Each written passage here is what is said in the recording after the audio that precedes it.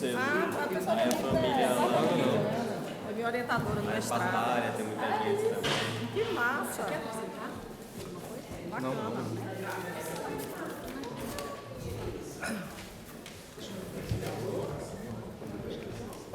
Quando eu vi teu nome, eu digo, não, a primeira coisa que eu vou perguntar a ele. Porque eu Calu sou em louco. Pernambuco tem pouquíssimo, assim, minha família é mais próxima, mas lá no Ceará tem muito. Então a bancada aqui está dominando. Aqui é 100%. Precisava de um ar-condicionado, né? Nossa Senhora. Faz um bom. Faz falta. Gostar aqui, viu? Pode tirar esse inglês aqui. Mulher tem essa licença poética. Vocês é pra roubar.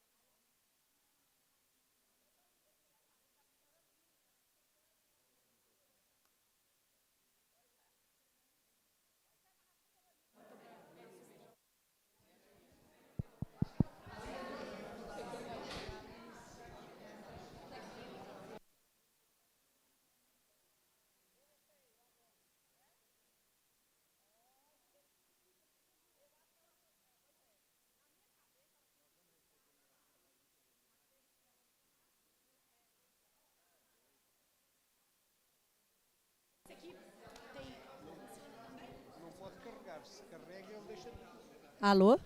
Alô?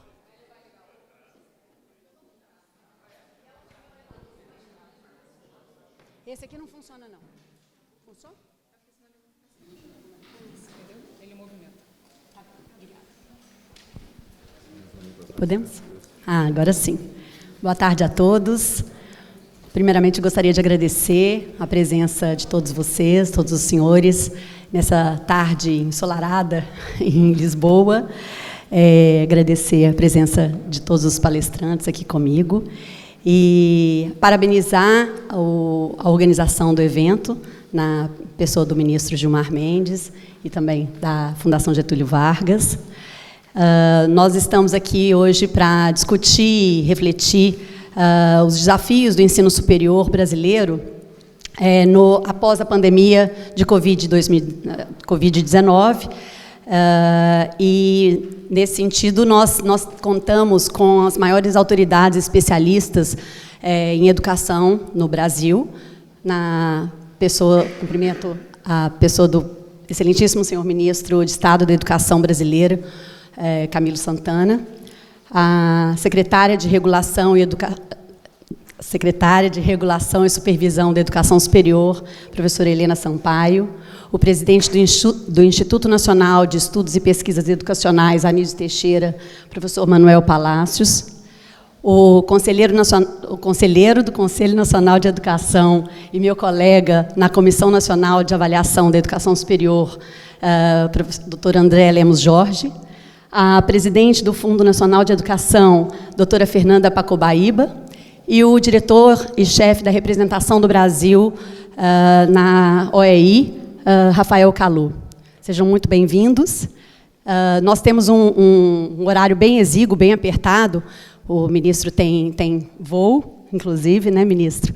Então, eu vou passar a palavra logo para o ministro e as demais autoridades do Ministério da Educação aqui presentes, secretária Helena Sampaio, presidente Manuel Palácios e doutora Fernanda.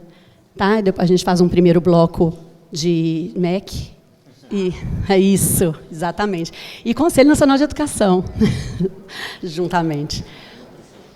Então, já passo a palavra logo para o ministro Camilo Santana. Obrigada. Bom, primeiro, boa tarde a todos e a todas. Boa tarde. Estou me sentindo na sala de aula.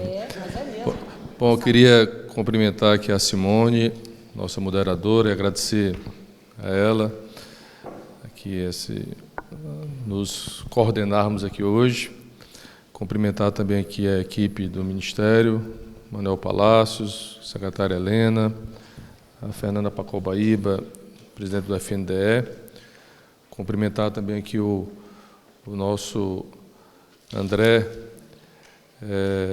Lemos Jorge, do Conselho Nacional da Educação. Cumprimentar também aqui o Rafael Calou, da UEI. Bom, e agradecer aqui também a toda a organização desse fórum, em nome do ministro Gilmar Mendes, também em nome da FGV. Agradecer toda, eu acredito que tenha sido o maior fórum de todas as realizados já ao longo desses anos. Eu tive a oportunidade de participar desse fórum ainda como governador do meu estado, alguns anos atrás, quando fui governador do estado do Ceará durante 8 anos, e agora tenho o privilégio de participar como ministro, cumprimentando aqui os conselheiros do Tribunal de Contas do Estado do Ceará aqui presentes, a senadora e deputado federal aqui presentes do meu estado, representando o Ceará lá no Congresso Nacional, e a todos e a todas aqui presentes.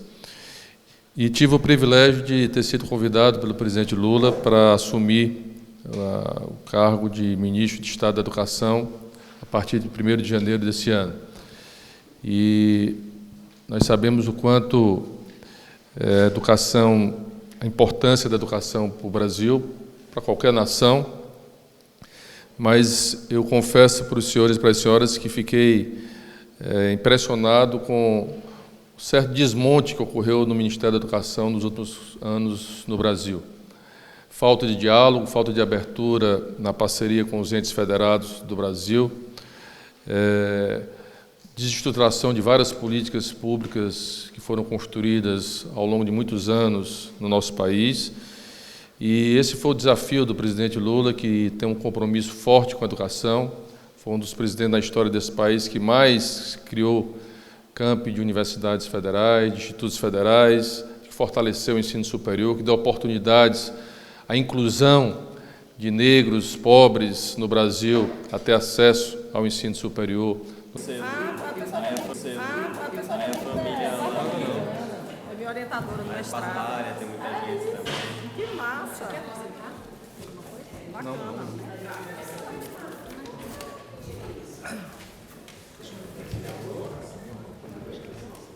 Quando eu vi teu nome, eu digo, a primeira coisa que eu vou perguntar a ele. Calu em Pernambuco tem pouquíssimo. Isso é a minha família mais próxima, mas lá no Ceará tem muito. Então a bancada aqui está dominando. Tá Aqui é 100%.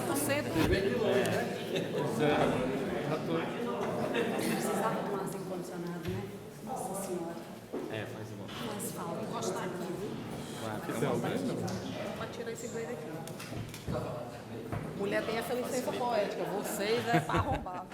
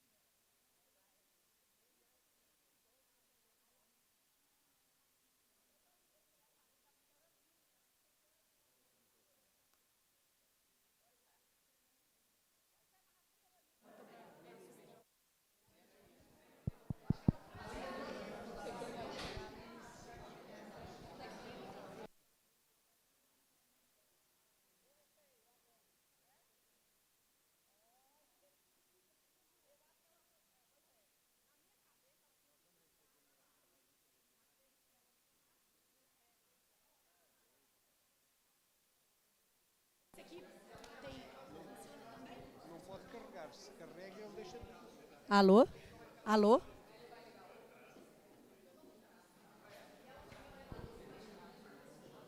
Esse aqui não funciona, não. Funciona?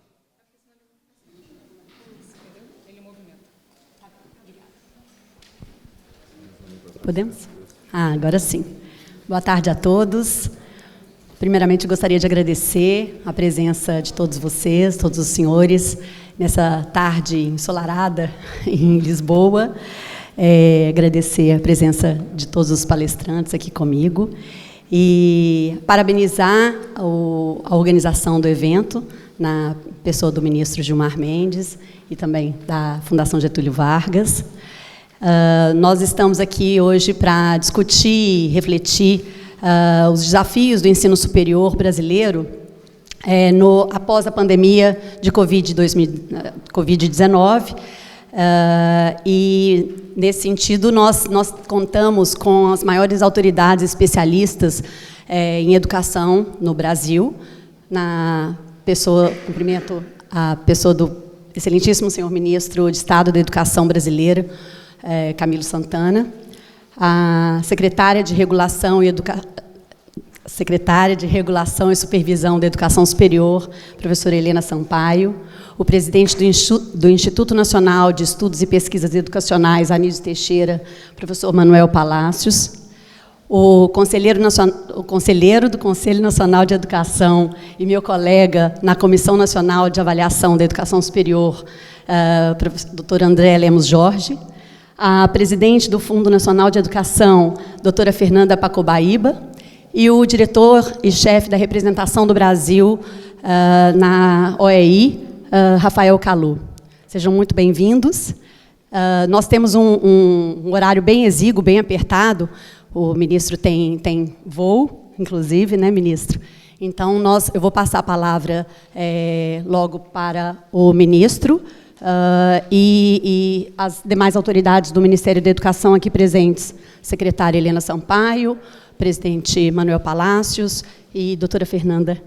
Tá? Depois a gente faz um primeiro bloco de MEC. E é isso, exatamente. E Conselho Nacional de Educação, juntamente. Então, já passo a palavra logo para o ministro Camilo Santana. Obrigada. Bom, primeiro, boa tarde a todos e a todas. Boa tarde. Estou me sentindo na sala de aula.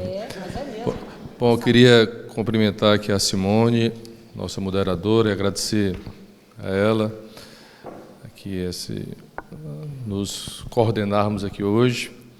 Cumprimentar também aqui a equipe do Ministério, Manuel Palácios, secretária Helena, a Fernanda Pacobaíba, presidente do FNDE. Cumprimentar também aqui o nosso André Lemos Jorge, do Conselho Nacional da Educação. Cumprimentar também aqui o Rafael Kalu, da UEI. Bom, e agradecer aqui também a toda a organização desse fórum, em nome do ministro Gilmar Mendes, também em nome da FGV. Agradecer eu acredito que tenha sido o maior fórum de todas as realizados já ao longo desses anos. Eu tive a oportunidade de participar desse fórum ainda como governador do meu estado, alguns anos atrás, quando fui governador do estado do Ceará durante 8 anos, e agora tenho o privilégio de participar como ministro, cumprimentando aqui os conselheiros do Tribunal de Contas do Estado do Ceará aqui presentes, a senadora e deputado federal aqui presentes do meu estado, representando o Ceará lá no Congresso Nacional, e a todos e a todas aqui presentes. E tive o privilégio de ter sido convidado pelo presidente Lula para assumir o cargo de ministro de Estado da Educação a partir de 1º de janeiro desse ano. E nós sabemos o quanto a importância da educação para o Brasil, para qualquer nação, mas eu confesso para os senhores e para as senhoras que fiquei impressionado com o certo desmonte que ocorreu no Ministério da Educação nos últimos anos no Brasil. Falta de diálogo, falta de abertura na parceria com os entes federados do Brasil, desestruturação de várias políticas públicas que foram construídas ao longo de muitos anos no nosso país. E esse foi o desafio do presidente Lula, que tem um compromisso forte com a educação. Foi um dos presidentes da história desse país que mais criou campi de universidades federais, de institutos federais, que fortaleceu o ensino superior, que deu oportunidades à inclusão de negros, pobres no Brasil, a ter acesso ao ensino superior no nosso país. A lei de cotas, para mim, é um dos instrumentos mais importantes de inclusão social que o Brasil implantou nos últimos anos no nosso país. Portanto, e o compromisso fortemente do presidente, eu sei que o tema aqui é educação superior, mas o compromisso fortemente do nosso governo, do governo do presidente Lula, em relação à educação básica, visto que nós sabemos que os indicadores são desafiadores, algumas ações o presidente e nós tomamos logo nesses primeiros 6 meses de governo do presidente.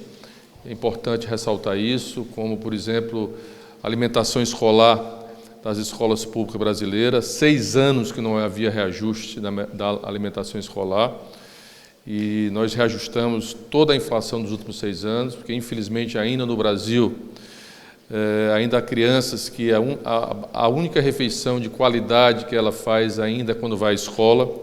Portanto, foi uma das primeiras medidas que nós tomamos no Ministério da Educação. Segundo, a recuperação, Simone, de mais de 4.000 obras paradas e inacabadas no Brasil, desde creches até obras nos institutos federais, nas universidades. E, recentemente, o presidente assinou a medida provisória garantindo a repactuação de todas as 3.600 obras da educação básica no Brasil. Vocês terem ideia, só creches são quase 1.300, que agora foram todas atualizadas pelo Índice Nacional da Construção Civil, repactuadas com prefeitos e prefeitas e governadores e governadoras, para que possa entregar essas obras às crianças e jovens desse país.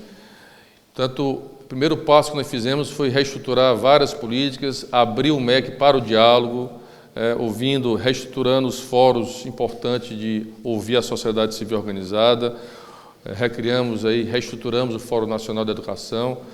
Portanto, esse tem sido uma das ações importantes que a gente tem tomado. E, focado aqui na questão da educação do ensino superior, primeiro, nós sabemos o quanto as universidades e institutos federais sofreram nos últimos 4 anos com os cortes orçamentários. Então, uma das medidas que nós tomamos para fortalecer as instituições de ensino superior do Brasil foi a recomposição orçamentária. E nós fizemos a recomposição do orçamento em aproximadamente 2,5 bilhões para as universidades e institutos federais no Brasil, garantindo que as universidades federais possam retomar seus investimentos, retomar suas obras, fortalecer a assistência estudantil. Esse foi um dos passos importantes, o primeiro passo que nós tomamos para fortalecer o ensino superior público nas instituições federais do Brasil. Depois, o respeito à autonomia das universidades, o compromisso do presidente Lula e do nosso Ministério de nomear todos os reitores escolhidos democraticamente nas universidades federais do Brasil, ou seja, escolhido pela comunidade universitária, ser escolhido reitor, e já nomeou os primeiros reitores eleitos democraticamente, escolhidos democraticamente pela consulta universitária. Depois, há 10 anos que a CAPES, que financia as bolsas de doutorado, mestrado, mobilidade enorme no mundo entre países em relação a professores no ensino básico em todos os países do G20. Então, esse tem sido um tema prioritário nosso e é fundamental. Nós queremos focar esse novo FIES também no financiamento para a formação de licenciatura no Brasil. Se você for pegar, o último censo mostrou que 400 mil professores de licenciatura não são formados na área que eles lecionam a disciplina, né? Então, há uma preocupação também com esse dado fundamental. E nós lançamos já, nesses primeiros 6 meses do governo do presidente Lula, Simone, 2 programas que foram compromisso do presidente e compromisso nosso. Porque nós estamos focados na educação básica em 3 eixos fundamentais. É a alfabetização das crianças na idade certa. As evidências têm mostrado que quando uma criança não aprende a ler e escrever ao final do 2º ano do ensino fundamental, isso aumenta a distorção em idade séria, isso prejudica o andamento das séries escolares durante o ensino básico, isso aumenta a evasão, a reprovação e o abandono. Então, esse tem sido o foco. Nós lançamos há 1 semana atrás esse programa com o presidente. Estou impressionado que dos 27 estados, já 23, se não me engano, já aderiram ao programa. Mais de 3 mil municípios já aderiram também ao programa, porque é por adesão, porque isso é um pacto federativo que nós vamos construir. O MEC vai liderar essa coordenação, apoiando tecnicamente e financeiramente essa política. E um dos eixos dessa política é a formação de professor. Por isso que é fundamental, porque, repito, essa é a qualidade do professor da formação inicial que está indo para a sala de aula no ensino fundamental e no ensino médio. Então, essa integração do trabalho nós estamos construindo com as universidades públicas e privadas, e É preocupante também o crescimento, é fundamental que a gente tenha, a pandemia se acelerou esse processo de ensino à distância, mas nós já conseguimos, já ultrapassamos a matrícula de ensino à distância hoje é maior do que presencial, e nos cursos de licenciatura em pedagogia, por exemplo, 87% da escolha do professor é por ensino à distância, e há uma preocupação fortemente do MEC na qualidade desses cursos que estão sendo ofertados para os alunos no Brasil. Portanto, a secretária Helena tem um desafio enorme, ela vai já falar um pouco sobre isso. Nós estamos fortalecendo a Secretaria de Regulação do Ensino Superior para garantir o controle da qualidade desses cursos que estão sendo criados e ofertados para os estudantes brasileiros. Então, essa relação do ensino básico com o ensino superior ela é muito forte, portanto, essa é uma das grandes preocupações que a gente tem. O outro programa importante do ensino básico, e repito, para nós isso é fundamental, que nós já lançamos, é a ampliação da escola tempo integral com estímulo à educação profissionalizante, técnico-profissionalizante. O presidente, nós estamos lançando uma indução de apoio técnico financeira para ampliação. A nossa meta é ampliar 1 milhão de novas vagas esse ano, em 2023, para a gente poder cumprir o Plano Nacional de Educação nas metas do PNE até 2024, nós precisamos ampliar em 3 milhões e 100 mil novas vagas de tempo integral, chegar a 5 milhões de novas vagas. Aliás, 3 milhões, 5 milhões nas creches, né, precisamos ampliar mais 1 milhão e 100, mas precisamos ampliar em 3 milhões e 300 mil novas vagas para chegar à meta de 25% das nossas matrículas do ensino básico tempo integral no Brasil. Estamos com uma meta esse ano para 1 milhão de novas vagas, portanto, esse é um outro compromisso do presidente da República em campanha. E a outra é garantir, vai ser lançado em breve, que todas as escolas públicas do Brasil, sejam elas desde o ensino fundamental ao ensino médio, estejam conectadas com fins pedagógicos. E aí entra um pouco a questão da tecnologia da informação, do acesso à digitalização. Não é só ter conectividade, é ter conectividade com fins pedagógicos e com equipamentos de acesso a estudantes e professores, com a matriz pedagógica e digital ofertada e oferecida para estudantes e professores. Isso é um desafio enorme, e nós estamos, inclusive, discutindo com o CURI para que a gente possa aprofundar a necessidade de, seja através de uma disciplina optativa, mas ofertar uma cidadania digital para os nossos alunos nas escolas, porque é um fenômeno que nós estamos enfrentando no mundo inteiro, e o Brasil tem enfrentado agora a violência nas escolas, e esse problema da violência está sendo estimulado muito pelas redes sociais, pelas plataformas digitais, inclusive está no Congresso Nacional um projeto de lei para regulamentar essas plataformas. Houve uma ação muito forte agora do governo brasileiro, juntamente com os estados e municípios, num trabalho de inteligência para identificar pessoas que estavam usando as redes sociais para estimular o ódio, a violência, o fascismo, o armamento, principalmente estimulando isso nas escolas. Várias pessoas foram presas e foram deslocadas a depoimentos nas delegacias brasileiras. Então, um fenômeno mundial. E a gente sempre diz que o que é proibido na vida real precisa ser proibido na vida virtual. Então, o Brasil e o mundo inteiro precisam regulamentar e punir fortemente, implacavelmente, essas plataformas digitais que permitem esse tipo de ação. Então, há um desafio enorme, repito, Simone, em relação ao desafio do ensino superior no Brasil, do ensino básico ao ensino superior, mas nós estamos em planejamento para ampliação e para garantir as metas do PNE nos próximos anos no Brasil. Para isso precisamos expandir, mas precisamos, antes de expandir, rever todos esses indicadores de evasão, de abandono, de qualidade de formação dos nossos estudantes e professores nas universidades públicas e privadas do Brasil. Então, esse é um papel importante que a gente tem dado prioridade das séries, que é a Secretaria de Regulação do Ensino Superior do MEC, para que a gente possa garantir a qualidade da oferta desses cursos. Da mesma forma, como eu falei, na qualidade da formação das licenciaturas, também um dado que o Palácio me passou, que é importante, que apenas 46% dos alunos que entram na licenciatura concluem a licenciatura nas universidades privadas e 50% nas universidades públicas do Brasil.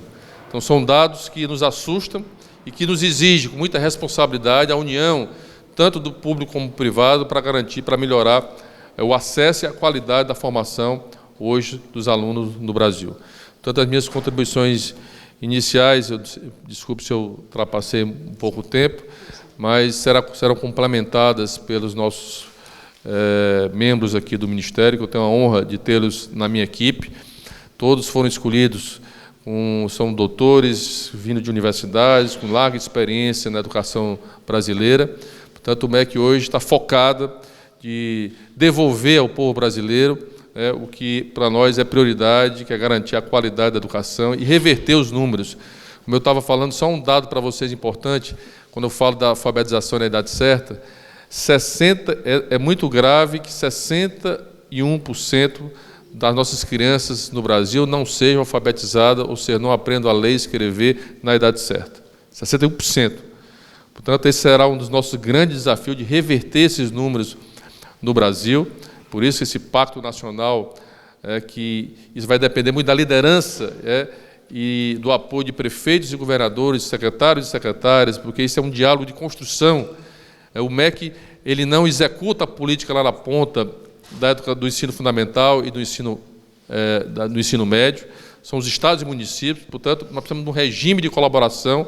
Está no Congresso Nacional, já foi votado no Senado e agora passa para a Câmara Federal o Sistema Nacional de Educação, que vai definir o papel de cada ente federado. Vai ser muito importante essa aprovação do Sistema Nacional, vai fortalecer esse regime de ações entre os entes federados, que nós estamos aí aguardando a aprovação no Congresso Nacional. Portanto, eu queria aqui deixar essas minhas palavras iniciais, me colocar à disposição, e passo aqui também agora para a nossa querida Simone, que está coordenando aqui a mesa, e é um prazer estar mais uma vez aqui conversando com os senhores e as senhoras. Muito obrigado.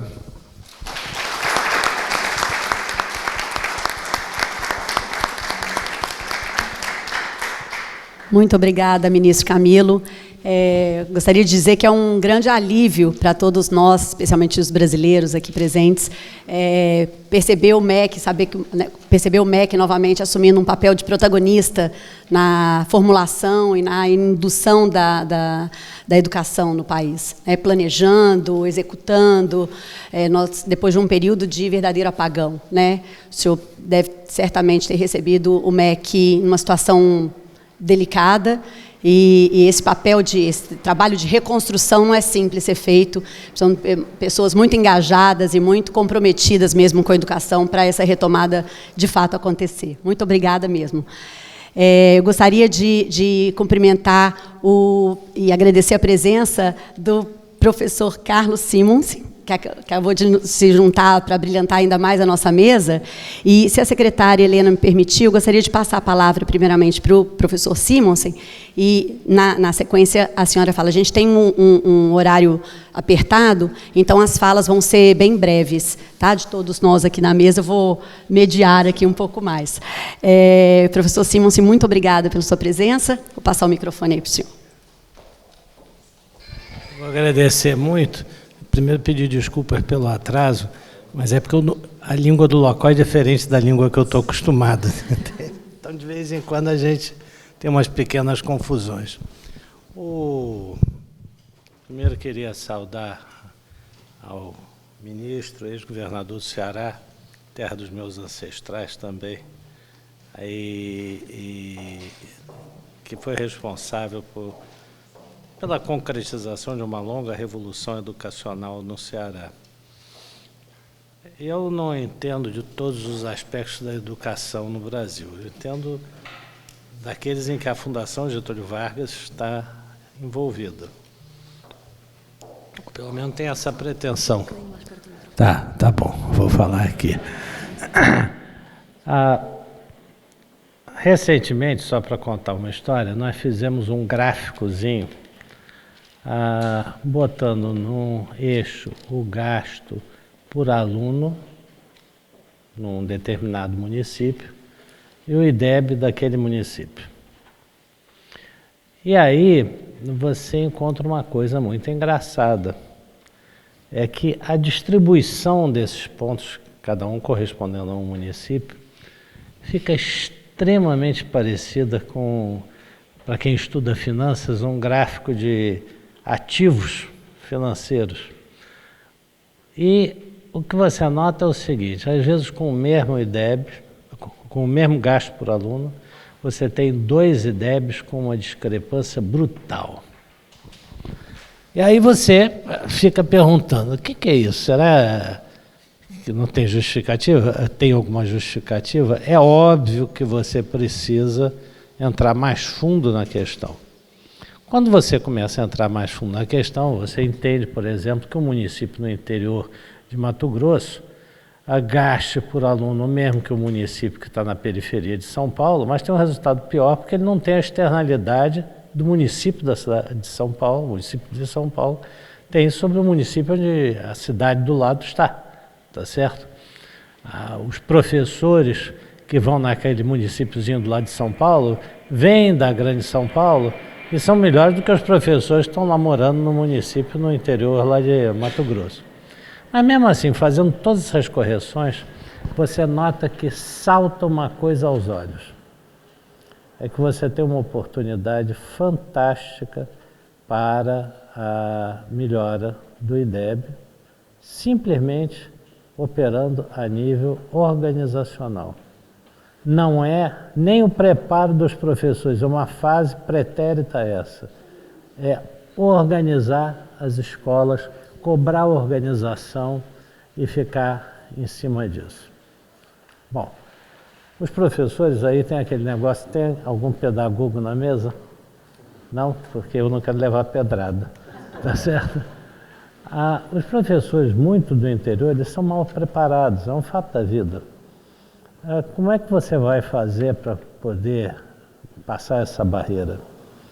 Você tem que, de certa forma, e a palavra é quase com palavrão, robotizá-los para que eles deem, de acordo com um material muito bem preparado, muito didático, e esse material, no qual eles têm que ser retreinados, eles vão ter também um suplemento do material que não vai estar nos livros que é dado aos alunos. Para quê? O professor tem que parecer inteligente, não pode parecer apenas uma cópia do livro. Essas pequenas sutilezas, você levando em consideração, você melhora o ensino básico. Não é tão caro assim. Aí você vai para o ensino médio, já é muito mais caro. Não é só organização, não é só isso, porque você aí começa a ter diversificação dos professores. Você vai precisar não só de uma professora para ensinar tudo, mas você precisa de um para matemática, outro para português, outro para história. Às vezes fica mais caro, geralmente fica mais caro, fica mais difícil arranjar gente. E aí eu aprendi uma coisa com a Olimpíada Brasileira de Matemática. A gente sempre pensa, o gargalo está na matemática e nós não vamos ter bons professores de matemática, porque precisávamos ter engenheiros e gente, e quase que doutores de matemática dando aula para o ensino médio. Isso não é verdade. Dores do Turvo, não sei se conhece essa cidade, ministro, lá em Minas Gerais, deve ter uns 10 ou 15 mil habitantes, uma coisa assim. Tem uma única escola, que é pequena demais, então a escola é do município e do estado também. Dores do Turvo é uma das cidades que mais tem medalha de ouro na Olimpíada Brasileira de Matemática de escola pública. O que é que tem? Tem um prefeito que entra legislatura, sai legislatura, ele é eleito, ou então tem alguém que é dele ali na prefeitura, mas toda sexta-feira ele vai de sandália havaiana na escola, checa os históricos dos alunos há 30 anos e a diretora é a mesma, e tem um professor de matemática que tem uma licenciatura de matemática numa faculdade fraca, mas é muito dedicado. E eu tenho alguns alunos de Dores do Turvo na fundação. Eles são excepcionais. Eu não creio que Einstein, quando veio ao Brasil, tenha ido a Dores do Turvo e tenha deixado por lá alguma descendência. Tá certo? Então, não é genético, não. É apenas a dedicação a fazer a coisa direito. Mas eu repito, dessas coisas o senhor entende muito mais do que eu. Apenas o que eu vejo é o seguinte, nós estamos numa situação de extremo desafio. Os nossos cursos universitários, eles estão fracos. Eles são fracos, inclusive, porque eles não têm integração com a parte de pesquisa, isso é uma outra história. E o modelo que a gente segue para fazer pesquisa no Brasil é francês demais. Nós devíamos seguir o modelo alemão, no qual você observa o fato, vai para a modelização, aí teoriza, a teoria lhe dá poder de previsão, você faz previsões, você coteja com os novos fatos que você observa e volta para acertar a máquina. Isso daí é o chamado método Humboldtiano, que depois saiu da Alemanha e foi para os Estados Unidos também, com muito sucesso, e que nós aqui não gostamos, que exige muito o experimento, existe muita verificação. É muito mais fácil a gente supor a solução de um problema, aceitar que aquilo é real, mesmo que não seja, não se preocupar com a realidade. Eu vejo um desinteresse brutal dos alunos quando você não lida com a realidade. Então, esse é um outro problema. Mas a questão da ida para a universidade, que não é para todo mundo, certamente, e que talvez a gente esteja mandando muita gente para a universidade que não deveria de ir, nós deveríamos ter mais curso técnico, valorizar o curso técnico, mas seriam outros cursos técnicos também, que não são os nossos que tem. O que acontece? Nós chegamos e temos uma equação perversa, uma equação... Um bom curso universitário custa, como o senhor sabe, uma baba. Praticamente todos os cursos de graduação da Fundação são deficitários. A Fundação ganha dinheiro com outras coisas para pagar o déficit ali. Não é ali que a gente faz resultado. Então, como é que a gente tem que considerar isso? Aí vem a coisa que é quase que anátema nesse país falar. Quem é que deve ir para o curso universitário? A gente não pode dar para todo mundo. Nós temos que ter cursos excelentes e tem que ser para os mais capazes. Não para aqueles que têm capacidade apenas de pagar, mas para os mais capazes. Por quê? Porque isso é aquele negócio de alavancar o país ao longo do tempo. Nós estamos entrando numa luta fantástica. A digitalização vai desempregar muito no mundo, mas ela também vai nos dar uma chance que nós não temos há muito tempo. A nossa distribuição de educação, ministro, ela é bimodal, como o senhor sabe. A maior parte fica embaixo e tem uma pontinha aqui em cima. Quando nós competimos hoje, internacionalmente, nós estamos competindo contra, por exemplo, na Europa é unimodal e a média deles é mais alta do que a nossa média educacional. Mas com a digitalização vai ser o topo 25% contra o topo 25%. Então, se a gente souber usar isso, a gente reduz a desvantagem.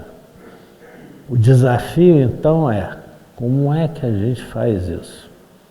Isso não é trivial e se estende por todas as áreas. Consequência do que eu estou dizendo, eu não lhe invejo nem um pouco. O senhor tem uma oportunidade de ouro, mas um desafio fabuloso. Por quê? Nessa mudança que vem aqui pela frente, é uma mudança que você vai trocar mesmo as hipóteses subjacentes do modelo. Como é que você vai enfrentar o fenômeno da digitalização? Esse é o maior problema.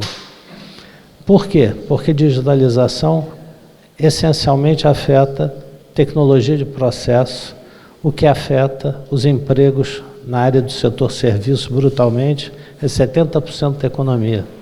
A indústria é só 10%. E a agricultura gera pouco emprego.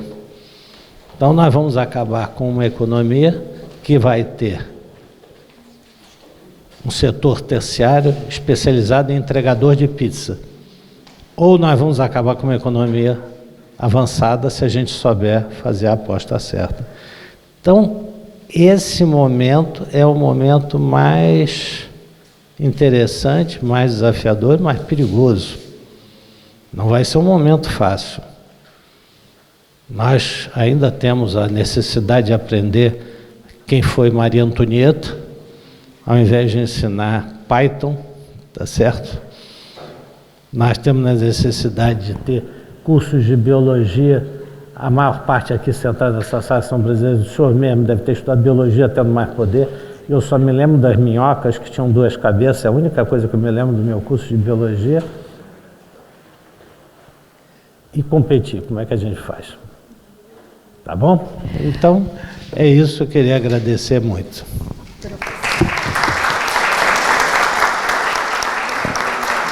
Muito obrigada, professor. Muito obrigada, professor Simonsen. Gostaria de agradecer e cumprimentar o ministro Luiz Felipe Salomão, do Superior Tribunal de Justiça. Muito obrigada. A vice-presidente de Relações Governamentais do Grupo Edux, Cláudia Romano, e o reitor da Universidade Unisa, Santa Amaro, professor Vitor Veronese. Obrigado pela presença. Nós estamos com o horário do ministro bem apertado. Ministro, se o senhor quiser já se retirar para o seu voo. Nós sabemos, infelizmente, mas a secretária e o professor Manuel Palácio podem nos acompanhar, né, na continuidade da fala sobre os avanços e os desafios que o MEC tem ainda a enfrentar nessa gestão. Muito obrigada. Não, nós que agradecemos. Muito obrigada, ministro, pela sua presença. Boa viagem, bom voo, Brasil. Até logo. Muito obrigada.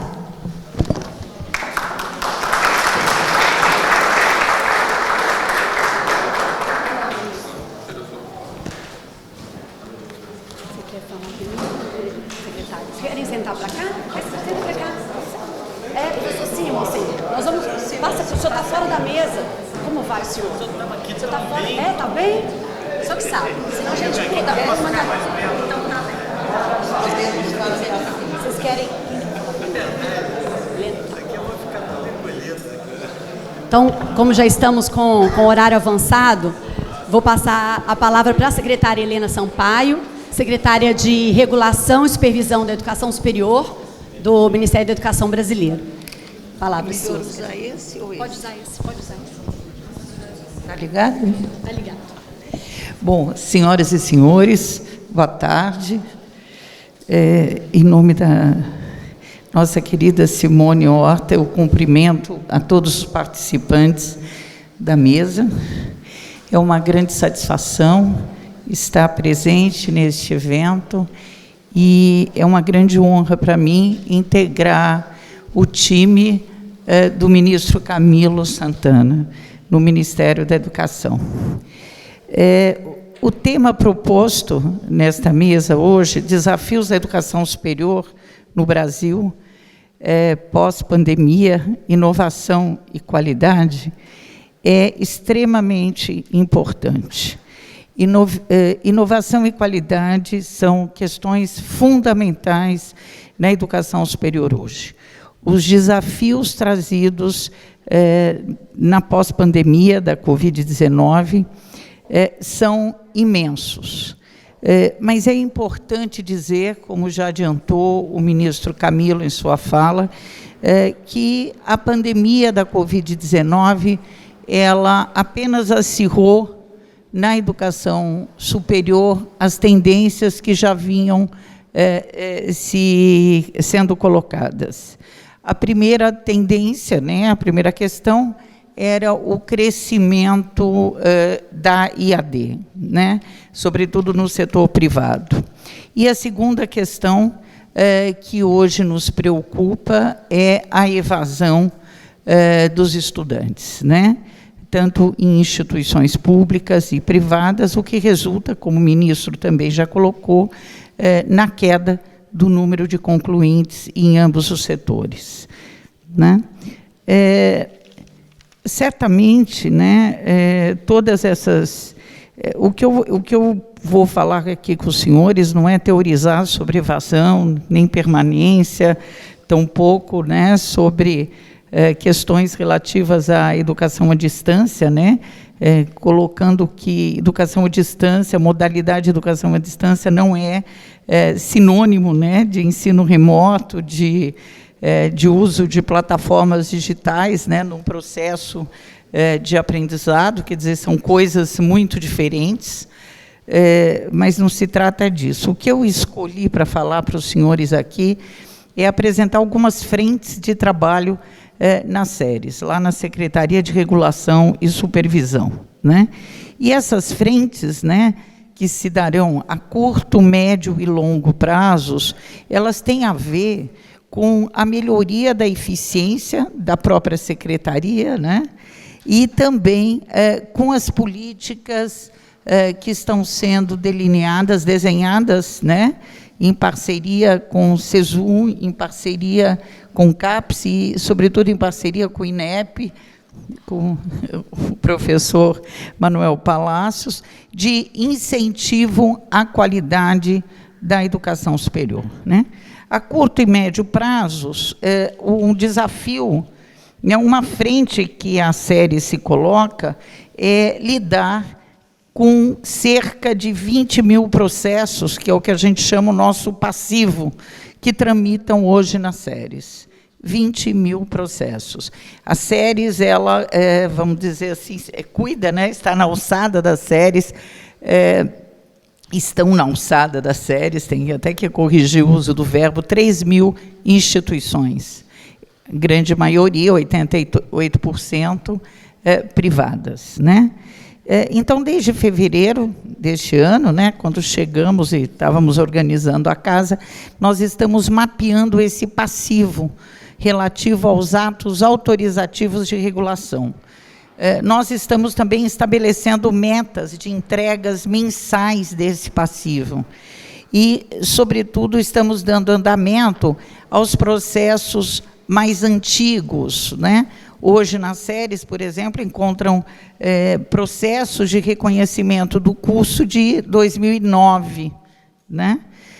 Entre 2009 e 2018, nós temos 32 processos de reconhecimento de curso, quer dizer, é muito tempo. Né?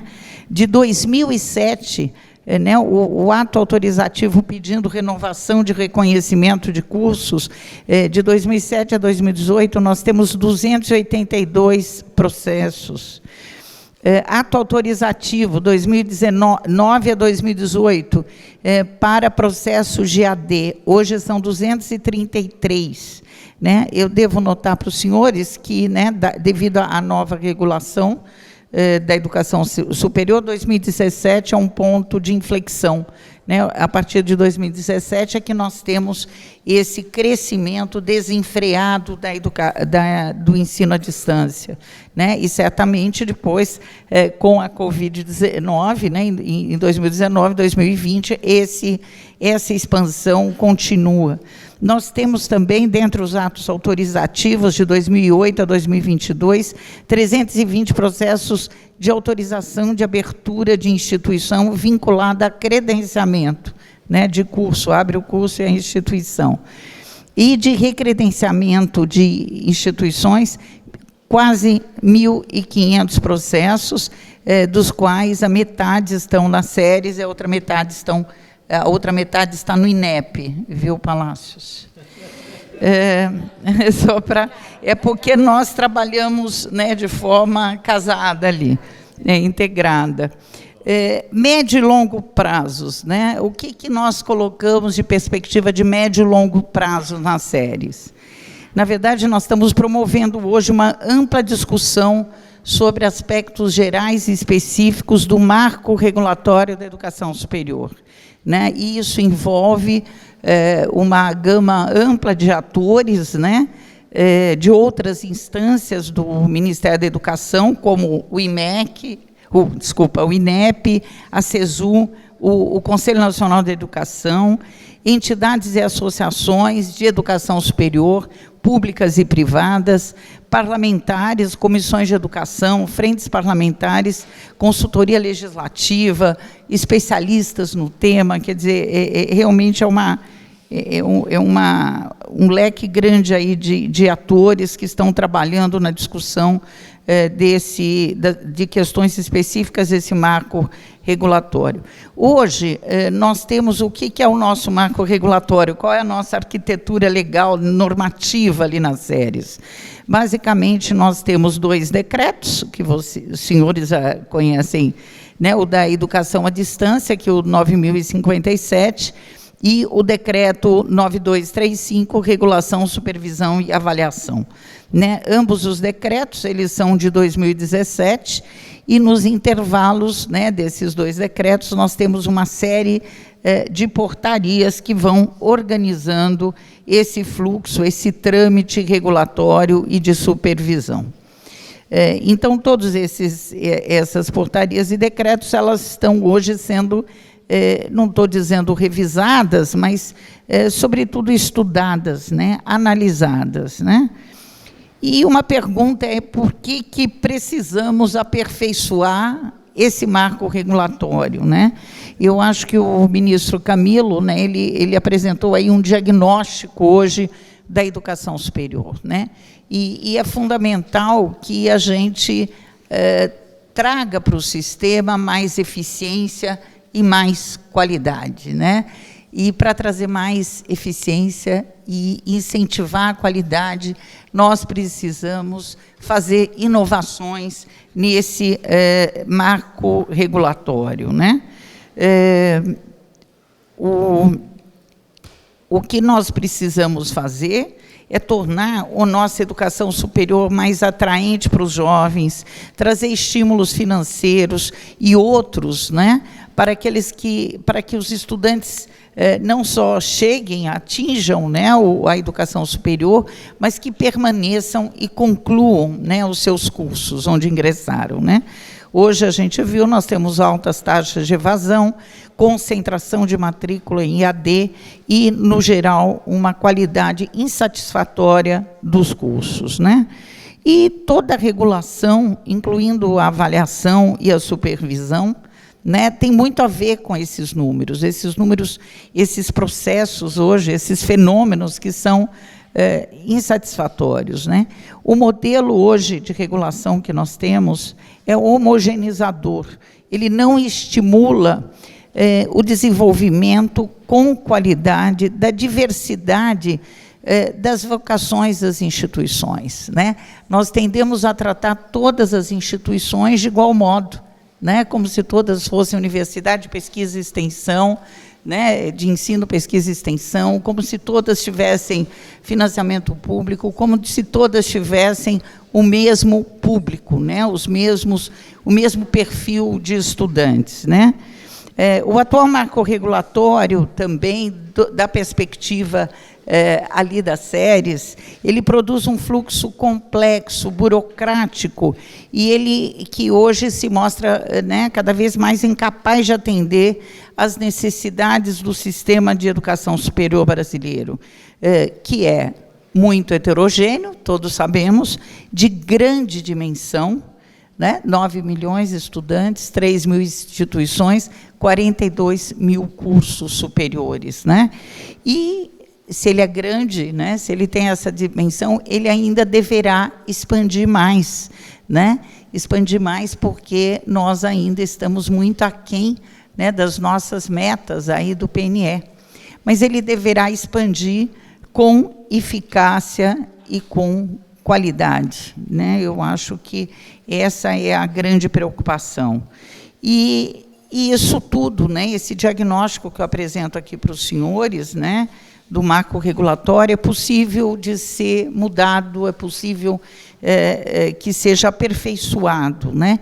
E que o aprimoramento desse marco regulatório possa efetivamente contribuir para a melhoria do sistema de educação superior, tanto em termos de ampliação do acesso, né, permitindo que mais meninos e meninas ingressem no sistema, como também oferecendo uma educação de melhor qualidade. Né?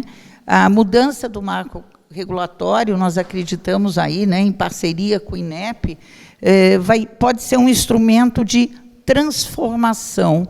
Né? E o que seria essa transformação? Aí que eu chamo a atenção, que seria o aspecto inovador. Né? é porque ele tem que, não só, né, hoje a SERES é identificada como um órgão de controle, né, e ela tem que ser um órgão de indução da qualidade progressiva dos cursos e das instituições e da própria inovação do sistema, mas da forma como ela é constituída, como essa arquitetura normativa está montada, nós temos muito pouco espaço para fazer inovação. Nós temos muito pouco espaço para a indução da qualidade do sistema. Eu vou já... Outras questões preliminares, né, que eu coloco aqui para os senhores, eu estou vendo que a gente tem, né, todos os nossos interlocutores das SERES aqui presentes, né, a maior parte. Então, eu trago algumas questões aí preliminares para discussão. Como vamos ampliar o acesso à educação superior, garantindo a qualidade? Como a regulação pode induzir a melhoria progressiva dos cursos e das instituições? Hoje nós temos o que eu chamo, e costumo brincar com meu colega aqui, Palácios, a inércia da nota 3, né? Todo mundo chega naquela distribuição da nota 3. Como a regulação pode estimular a diversidade dos tipos de instituições? Eu acho que esse é um tema muito caro hoje na educação superior, né, na discussão da área de educação superior do MEC, né? Pensando como nós temos uma diversidade de tipos institucionais que elas precisam ser tratadas diferentemente, né? Nós precisamos identificar as diferentes vocações, né, e assegurar a qualidade das mesmas, dessas instituições, independentemente do fato dela ser pública, privada, com ou sem fins lucrativos, independente do fato de ser uma organização universitária, um centro universitário ou uma faculdade isolada, né? Mas essas são questões, né, de médio e longo prazos, né, que nós pretendemos aí encaminhar nesses próximos anos, né, os próximos meses, pelo menos, já iniciar esse debate. E acreditamos que essa revisão, essa reanálise, né, do marco regulatório deverá envolver todas as entidades que fazem parte do sistema de ensino superior, né, o Estado, a academia e o mercado, né? Algumas iniciativas já estão sendo tomadas na série, por exemplo, os estudos preliminares sobre os decretos e as portarias do atual marco regulatório. Desde março, mais ou menos, nós temos feito reuniões semanais entre as SERES, o Conselho Nacional de Educação, seu presidente, Luiz Cury, e o INEP, na pessoa do Manuel Palácios, sobre os aspectos sensíveis do marco regulatório, notadamente aqueles relativos à avaliação e à promoção da diversidade das instituições de ensino superior no país. Um primeiro produto das SERES, né, é a Portaria 398, de 8 de março de 2023, que dispõe sobre a criação de um GT para a regulação de cursos na área da saúde, com exceção de medicina, e de direito na modalidade IAD. Né? Os encontros do GT, numa totalidade de 16 encontros, reunindo a cada um deles cerca de 30 instituições diferentes, entidades, e até setembro nós vamos ter, né, a entrega de uma normatização para esses cursos a partir da contribuição plural de diferentes entidades, né? Eu acho que é a SERES, né, aberta ao diálogo com todos os setores envolvidos aí na educação superior, né, setores público e privado, com os diferentes órgãos de Estado, e assim a gente buscar ter maior eficácia e com isso produzir maiores estímulos à qualidade da educação do país. Eu acho que é isso que eu tinha que falar. Simone, muito obrigada, e desculpa se eu ultrapassei o meu tempo. Imagina, secretária. Opa. Imagina, secretária. Passou um pouquinho, sim, mas que bom, é muito bom ouvi-la, parabéns. Muito obrigada pela sua fala. Eu queria dizer que é muito bom também ouvir das séries a preocupação com um papel de indutor realmente da qualidade, a regulação como uma indução da qualidade do ensino, não só um órgão cartorário, né? Mas, de qualquer forma, é preocupante o estoque e também muito bom saber que a senhora está de olho nesse estoque para reduzi-lo o mais breve possível. A gente sabe dos desafios do MEC com relação a servidores, né, com a equipe técnica. Teve, né, não tem concurso. Exatamente. Exatamente. Exatamente. Mas muito obrigada mesmo, secretário. Gostaria também de cumprimentar e saudar o ministro Saldanha Palheiro, do STJ, que está aqui presente.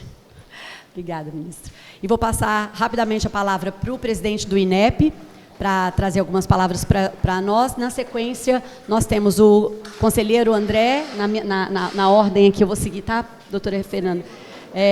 A ordem aqui da mesa, tá? Muito obrigada.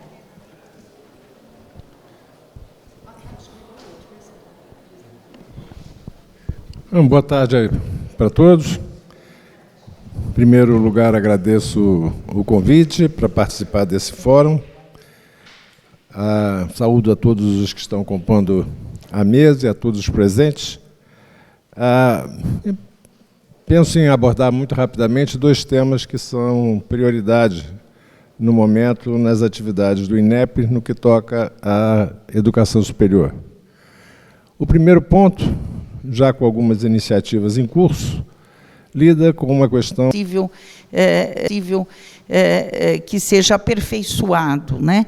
E que o aprimoramento desse marco regulatório possa efetivamente contribuir para a melhoria do sistema de educação superior, tanto em termos de ampliação do acesso, né, permitindo que mais meninos e meninas ingressem no sistema, como também oferecendo uma educação de melhor qualidade, né? A mudança do marco regulatório, nós acreditamos aí, né, em parceria com o INEP, pode ser um instrumento de transformação, né? E o que seria essa transformação aí que eu chamo a atenção, que seria o aspecto inovador, né? É porque ele tem que não só, né, hoje a SERES é identificada como um órgão de controle, né? E ela tem que ser um órgão de indução da qualidade progressiva dos cursos e das instituições e da própria inovação do sistema, mas da forma como ela é constituída, como essa arquitetura normativa está montada, nós temos muito pouco espaço para fazer inovação. Nós temos muito pouco espaço para a indução da qualidade do sistema. Eu vou já... Outras questões preliminares, né, que eu coloco aqui para os senhores, eu estou vendo que a gente tem, né, todos os nossos interlocutores das séries aqui presentes, né, a maior parte. Então, eu trago algumas questões aí preliminares para discussão. Como vamos ampliar o acesso à educação superior, garantindo a qualidade? Como a regulação pode induzir a melhoria progressiva dos cursos e das instituições? Hoje nós temos o que eu chamo, e costumo brincar com meu colega aqui, Palácios, a inércia da nota 3, né? Todo mundo chega naquela distribuição da nota 3. Como a regulação pode estimular a diversidade dos tipos de instituições?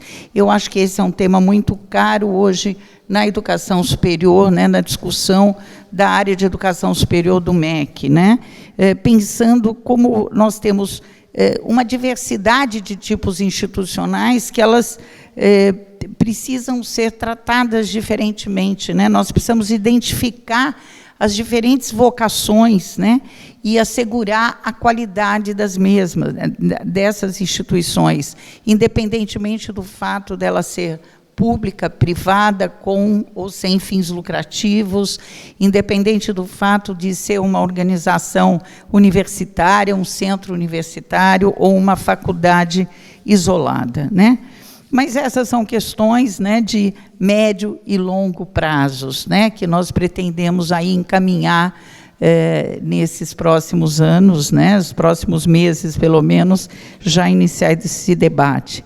E acreditamos que essa revisão, essa reanálise, né, do marco regulatório deverá envolver todas as entidades que fazem parte do sistema de ensino superior, né, o Estado, a academia e o mercado, né. Algumas iniciativas já estão sendo tomadas na série, por exemplo, os estudos preliminares sobre os decretos e as portarias do atual marco regulatório. Desde março, mais ou menos, nós temos feito reuniões semanais entre as séries, o Conselho Nacional de Educação, seu presidente, Luiz Cury, e o INEP, na pessoa do Manuel Palácio, sobre os aspectos sensíveis do marco regulatório, notadamente aqueles relativos à avaliação e à promoção da diversidade das instituições de ensino superior no país. Um primeiro produto das séries, né, é a Portaria 398, de 8 de março de 2023, que dispõe sobre a criação de um GT para a regulação de cursos na área da saúde, com exceção de medicina, e de direito na modalidade IAD. Né? Os encontros do GT, numa totalidade de 16 encontros, reunindo a cada um deles cerca de 30 instituições diferentes, entidades, e até setembro nós vamos ter, né, a entrega de uma normatização para esses cursos, a partir da contribuição plural de diferentes entidades, né? Eu acho que é as séries, né, aberta ao diálogo com todos os setores envolvidos aí na educação superior, né, setores público e privado, com os diferentes órgãos de Estado, e assim a gente buscar ter maior eficácia e com isso, produzir maiores estímulos à qualidade da educação do país. Eu acho que é isso que eu tinha que falar. Simone, muito obrigada, e desculpa se eu ultrapassei o meu tempo. Imagina, secretária. Opa. Imagina, secretária. Passou um pouquinho, sim, mas que bom, é muito bom ouvi-la, parabéns. Muito obrigada pela sua fala. E eu queria dizer que é muito bom também ouvir das séries a preocupação com um papel de indutor realmente da qualidade, a regulação como uma indução da qualidade do ensino, não só um órgão cartorário, né? Mas, de qualquer forma, é preocupante o estoque e também muito bom saber que a senhora está de olho nesse estoque para reduzi-lo o mais breve possível. A gente sabe dos desafios do MEC com relação a servidores, né, com a equipe técnica. Teve, né, não tem concurso. Exatamente. Exatamente. Exatamente. Mas muito obrigada mesmo, secretário. Gostaria também de cumprimentar e saudar o ministro Saldanha Palheiro, do STJ, que está aqui presente. Obrigada, ministro. E vou passar rapidamente a palavra para o presidente do INEP, para trazer algumas palavras para nós. Na sequência, nós temos o conselheiro André, na ordem aqui eu vou seguir, tá, doutora Fernanda? A ordem aqui da mesa, tá? Muito obrigada.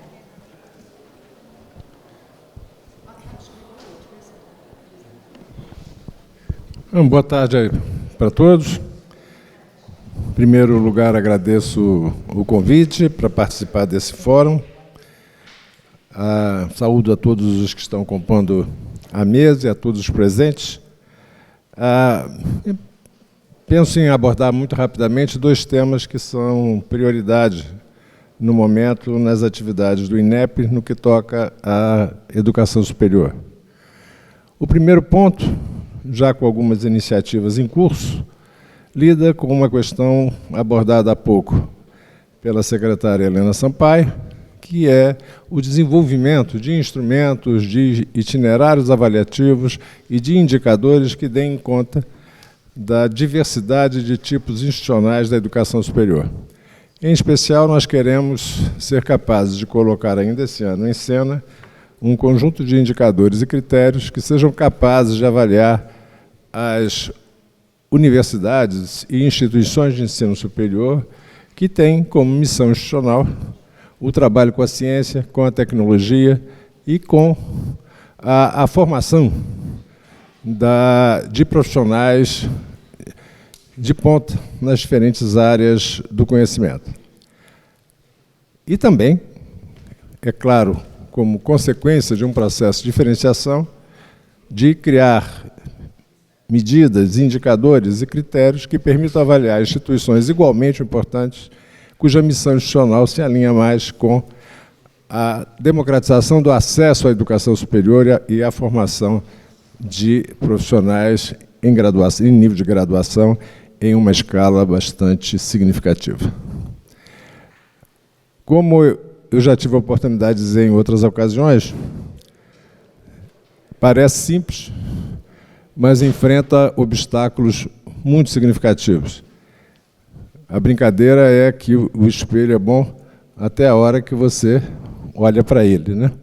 E aí, muitas vezes, os que defendem processos diferenciados de avaliação vão acabar se opondo a eles.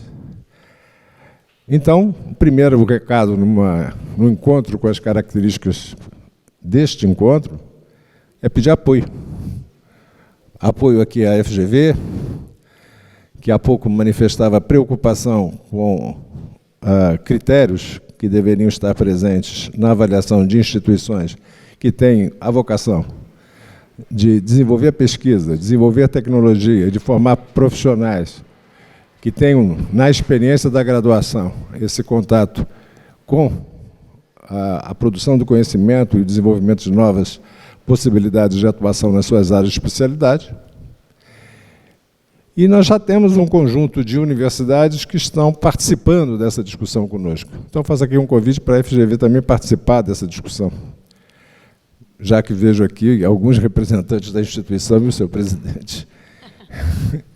Porque o desenvolvimento desses critérios, e com um especialista, né, que trabalha em pesquisa na área, colocando essa dificuldade, como vamos desenhar esse sistema. Mas, enfim, essa conversa já foi longa demais. Eu agradeço a colaboração de todos os presentes para a gente avançar nas direções aqui propostas. Muito obrigado. Muito obrigada, professor. Muito obrigada, professor Manuel Palácio, por se solidarizar com a questão do tempo, né, a exiguidade do tempo. Nós ainda temos 3 ilustres palestrantes aqui para nos brindar com suas considerações aqui sobre esses desafios que nós temos a enfrentar. Vou passar a palavra, então, para o conselheiro do CNE e membro da Comissão Nacional de Avaliação da Educação Superior, professor André Jorge, e, na sequência, o presidente do FNDE. Obrigado, Simone. Eu quero, em primeiro lugar, agradecer aos organizadores, professor Sidney, ministro Gilmar, ao ministro Luiz Felipe Salomão, coordenador científico deste congresso, cumprimentar todos os integrantes da mesa, professor Simonsen, professora Helena, professor Palácios, professora Fernanda e professor Rafael.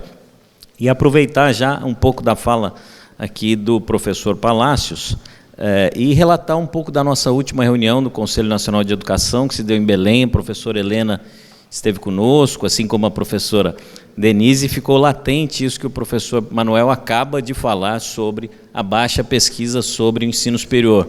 Nós tivemos ali, me corrija a professora Helena, acho que 80%, 90% do nosso encontro foi dominado pelas pesquisas feitas sobre o ensino básico. Nós, da Câmara de Educação Superior, ficamos ali mais aprendendo, ouvindo, do que propriamente dito participando nos primeiros dias de reunião, mas isso para nós também mostra um pouco do que nós precisamos na Câmara de Educação Superior induzir, e já também retomando a fala da professora Helena, assim como as séries e essa visão, para nós é música, né, Simone?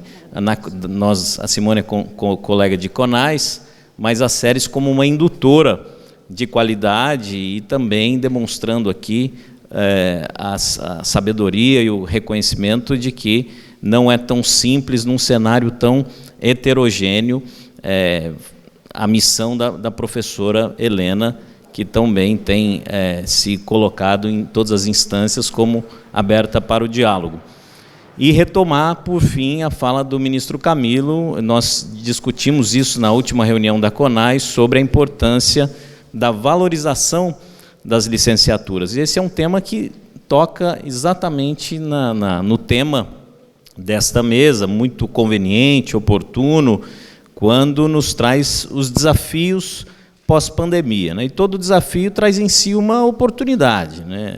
Ao mesmo tempo que nós todos aqui vivemos como professores, como pais, aquele cenário conflituoso, né? Pais assumindo a figura de tutores, né? Pais que muitas vezes já não têm oportunidade, não utilizaram as tecnologias de informação para seu estudo ou para lecionar, tendo de assumir lá em casa a função de tutor, aprender a instalar um aplicativo, a dialogar com os professores, a entender o conteúdo programático das disciplinas. Eu fui ali uma espécie de conselheiro de inúmeros amigos que ligavam e falavam assim: André, o que eu faço com meu filho aqui? Eu não sei lidar com isso. Eu falei: deixa, vai tentando que uma hora a coisa pode acontecer. E nós, professores, sobretudo no ensino básico, né, os de educação superior, acredito que um número maior já tinha acesso a tecnologias de informação, mas os de ensino básico foram verdadeiros heróis nesse período, né? Eles tiveram de se motivar para motivar os estudantes. E, com isso, nós percebemos, e a missão das séries do ministro Camilo, da professora Helena, Palácio, todos aqui, é muito, muito hercúlea. Nós estamos hoje em Portugal, um país com 10 milhões de habitantes. Acho que a professora Helena trouxe o número. Nós somos hoje, Brasil, 9 milhões e 300 mil universitários. Ou seja, o Brasil tem quase o número de universitários que tem em Portugal em número de habitantes. Além disso, uma recente pesquisa, acho que publicada, me corrija aí o professor Palácio, semana passada, dá conta de que 6 em cada 10 universitários, e aí a distinção, olha, de pública, de privada, a distinção é pequena, Simone. Eu imaginava, quando passei a ler a pesquisa, que nós teríamos uma evasão muito maior na pública. Na verdade, é uma evasão muito parecida, né? E o que me chocou, e tem a ver com o painel de hoje, é que aqueles cursos como design, engenharia, matemática, todos os cursos ligados à tecnologia têm uma evasão altíssima, professor. 75%. Então, assim, é mais do que a média de 60%. Então, nesse momento em que os professores, durante e no pós-pandemia, tiveram de passar por um processo que eu chamo de processo afetivo, né? Eles tiveram de se motivar para adquirir uma nova experiência, né? O que não está no nosso coração não está nas nossas mentes, né? E os professores tiveram de realmente passar por esse processo afetivo, superar as dificuldades que não são só do ensino, foram dificuldades financeiras, foram dificuldades de relacionamentos, foram dificuldades de todas as ordens que também culminam na educação. E a nossa função, falo aqui em nome, não sei se em nome do CNE, mas como membro do CNE, foi também discutir nesse pós-pandemia a questão da criatividade, da imaginação, e nos toca no CNE especialmente a elaboração, a contribuição para as diretrizes curriculares nacionais. E aí, aqui para esse congresso, um congresso focado em direito, né, um congresso focado em ensino superior, professora Helena, eu queria chamar a atenção para o nosso GT, né, o grupo de trabalho, tão bem constituído pelo ministro Camilo, que rapidamente, né, assumindo o Ministério da Educação, já detectou essa necessidade de discutir num grupo de trabalho. Direito, a professora Helena sorri para mim, porque sabe, participou comigo do GT, a Simone também participou, acho que o professor Palácio também. Nós tivemos essa iniciativa muito eficaz, muito eficiente, muito veloz do ministro Camilo, mas, infelizmente, grande parte dos debates que lá se deram foi eu sou contra, sou a favor. Então, a gente percebia já de antemão, a pessoa é contra. Então, não digo que o debate foi infrutífero, porque nunca é infrutífero, mas foi, em certa medida, professor Palácio, dizer, olha, eu sou contra. Então, o sujeito já trazia todos os argumentos contra, o que era a favor, todos os argumentos a favor. E eu, pelo menos, não vi, nos momentos em que participei, um dia participei representando a CONAS, um dia participei representando o CNE, não vi discussões, e isso torna a missão do MEC muito mais difícil. Maior, mais difícil, mais complexa, professora Fernanda, porque o MEC, de todo modo, além de indutor, ele vai ter de colocar as novas regras. Nós estamos tratando o ensino à distância pós-pandemia com regras de 2017. Isso é uma realidade. Nós temos que urgentemente induzir, mas propor novas soluções e discutir temas. Eu ia trazer hoje, a Simone está aqui já botando o horário, mas assim, temas como sincronia, assincronia, né? Definições, nomenclatura, o que é o quê? O que é ensino híbrido? É ensino síncrono? É assíncrono? Aquela taxa dos 40%, nós vamos mantê-la? Agora, há coisas chocantes que nós precisamos urgentemente resolver. Por exemplo, os polos. O que são os polos de educação à distância? Lá na portaria 11 mostra o que um polo deve ter. E depois a fiscalização não pode ser um polo, é só na sede. E aí nós, depois, não vou discutir aqui prerrogativa de universidade nem centro, não é esse o tema, mas aquelas que gozam da prerrogativa de autonomia abriram, o professor Manuel sabe, 3 mil polos. 3 mil polos. E aí nós vimos polos em cima de padaria, polos em loja de material de construção. Na portaria expressamente diz, olha, tem de representar uma instituição. E não representa. Há polos que tem lá, olha, escolhe aqui o cardápio, eu ofereço cursos dessa universidade, desse centro universitário e dessa faculdade. Então, essa é uma discussão muito urgente, muito séria. E também, se definirmos, Simone, olha, não é polo mais, mas temos de fiscalizar esse tipo, porque nós estamos tratando, me parece que aqui a maior inovação, a maior indução que a pandemia nos trouxe foi realmente a questão do fortalecimento do ensino à distância. É irreversível. 2/3 das matrículas de ensino superior, não sei se já em 2023 ou muito em breve, acontecerão dessa maneira. Outra questão que me chama muito a atenção, vou trazer só mais duas e prometo passar a palavra para a professora Fernanda. Obrigado. Aulas, professora, com 150, 200 alunos conectados online. Eu não sei se isso é síncrono, assíncrono. Algumas universidades ainda não voltaram do ensino, ainda acham que a portaria continua num período de pandemia. Mantenedores que demitiram em massa durante a pandemia insistem em não recontratar e insistem em lecionar, se isso pode ser chamado de lecionar, né? 150, 200 alunos. Então, processos de supervisão devem ser abertos o quanto antes. Ficam lá 200 meninos, desligam a câmera, outro desliga, o aluno tem jeito para tudo, a culpa não é deles.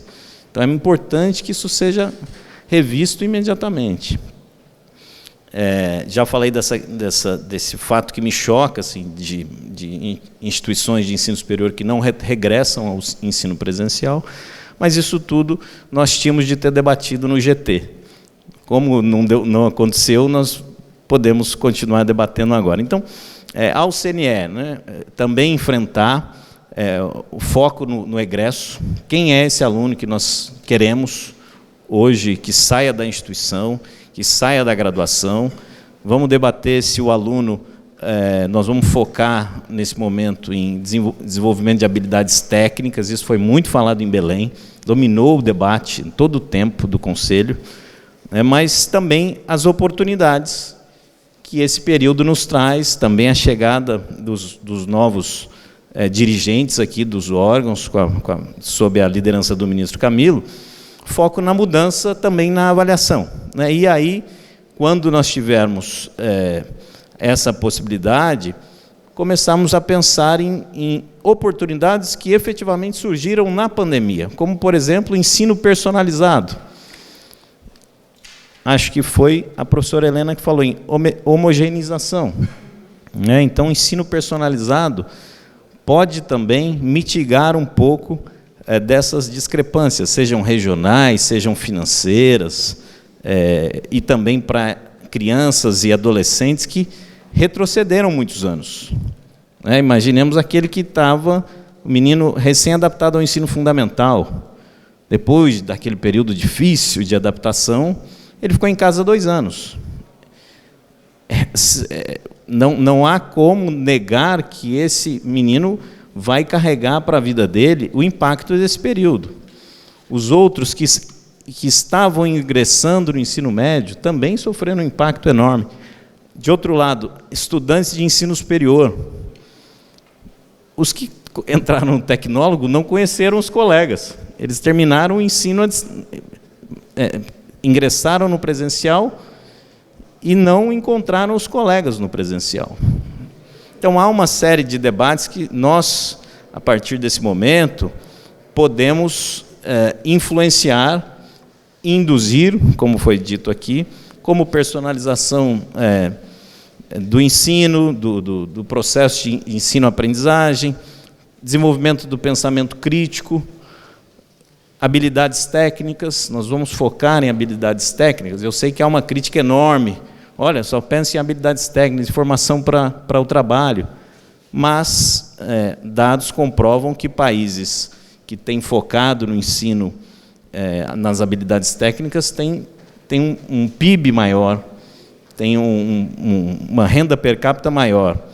E, por fim, a possibilidade de aprendizagem em projetos, problemas, ensino ao longo da vida.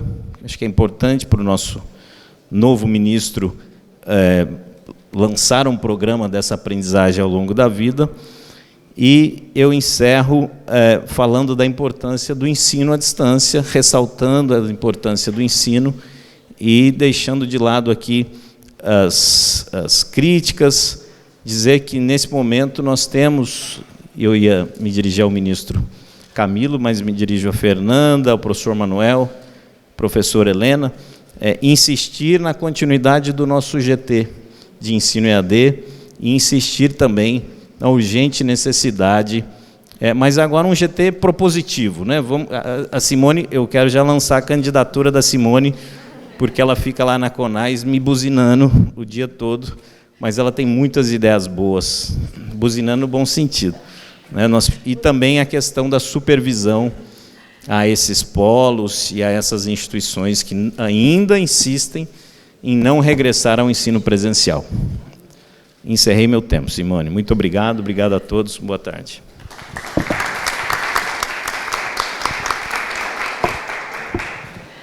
André sempre fazendo umas piadinhas e fica me jogando para os leões mesmo, assim, é verdade isso que ele disse, fica me lançando. Pois é, ali precisa mesmo, secretário. Mas muito obrigada, André, pelas suas brilhantes reflexões. Queria dizer que comungo, que compartilho de todas elas, assim, suas preocupações são muito legítimas e acredito que aqui todos também concordem. Doutora Fernanda.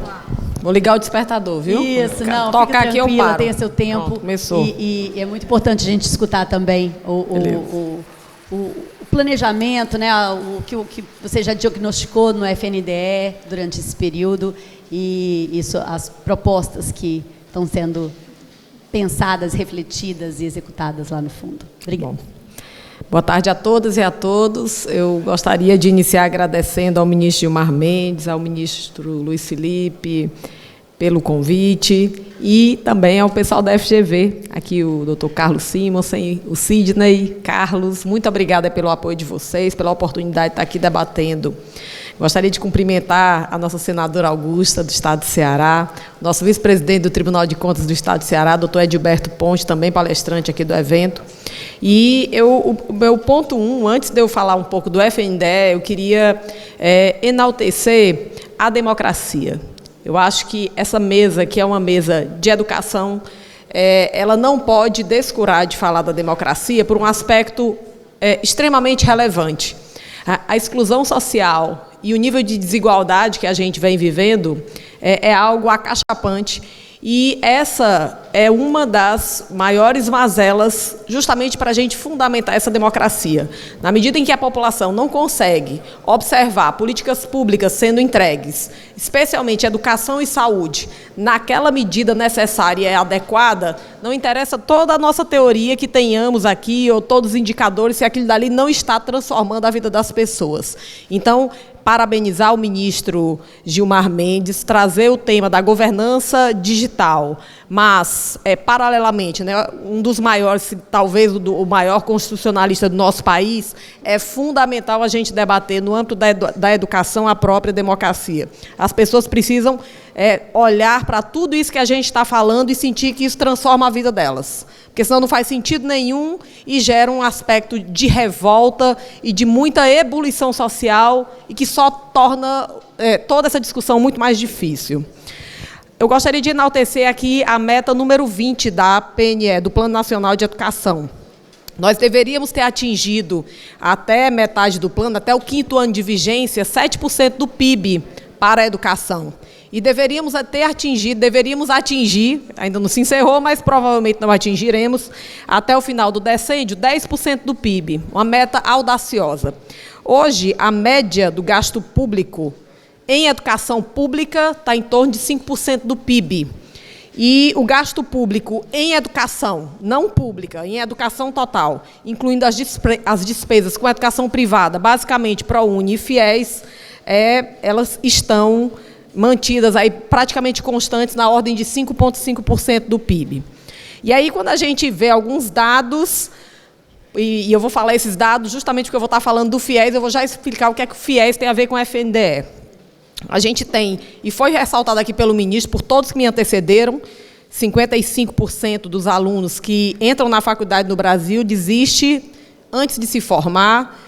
Em áreas de tecnologia, né, André, surpreendentemente, o abandono é ainda maior, 6 em cada 10. E por que a tecnologia o pessoal abandona tanto? 2 motivos, basicamente. Primeiro, porque existe uma crise de demanda extraordinária. As empresas estão contratando a despeito dele ter um curso. Então, isso se tornou absolutamente sem sentido, muitas das vezes. E segundo ponto que é interessante, os nossos currículos não foram adaptados para trazer a possibilidade de que aquele menino que está na faculdade faça sentido para ele uma disciplina, ele fazer essa disciplina no privado, né? Então, a gente precisa absorver, trazendo esse mercado muito fortemente para a área das tecnologias. Outra coisa que é super importante a desistência nas privadas é maior do que a pública, assim, em torno de 59%, nas públicas a média é 40%, mas mesmo assim a desistência é muito alta. E hoje o dado, que já foi falado aqui, mas eu não escutei o número, 62,8% dos nossos alunos que entram no ensino superior vão para cursos à distância. A menor desistência que nós temos hoje é na medicina. Apenas 18% dos nossos alunos desistem.